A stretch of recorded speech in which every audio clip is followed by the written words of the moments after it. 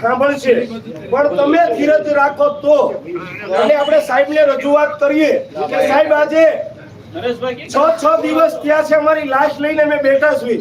સાહેબ અમે કેટલાક દિવસ બેસવી, કારણ કે અમને પાક્કો ખબર છે, પાક્કો શક છે કે આ બેનને અમે એક વાજતે ગાજતે હાલીને જેમ અહીં આવ્યા ને એમ હાલીને દવાખાનામાં ઓપરેશન કરવા હતા.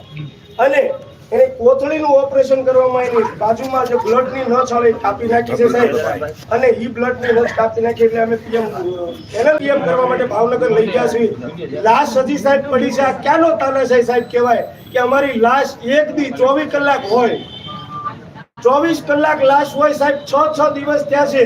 અમારા ગરીબ માણસની જરાક દલીલ સાંભળો અને આ માણસને ન્યાય અપાવો સાહેબ, કારણ કે 6 દિવસ થયા અને કાલ સવારે 7 દિવસ થઈ જાય. આ લાશ અડધી હળી ગઈ સાહેબ. આવી તો તાનાશાહી ન હોય તો સાહેબ અમને ન્યાય અપાવો. આ નાના નાના બાળકો સાહેબ તમે કેવી રીતે રોવે છે તમે એક ફેરી સાંભળજો. તમે એક ફેરી સાહેબ બાળકોની સામું જોવો ને તો તમને એમ થાય કે આ બાળકોનું કોઈ બાજુમાં નથી, અમારી બાજુમાં કોઈ ધારાસભ્ય નથી, કોઈ મિનિસ્ટર નથી. આ વર્ગ એક વિખડેલો વર્ગ છે, એક વિખાઈ ગયેલો વર્ગ છે. અને એક અમે તમારી આગળ અપેક્ષા લઈને આવ્યા તો અમે બીજે ન જઈએ સાહેબ.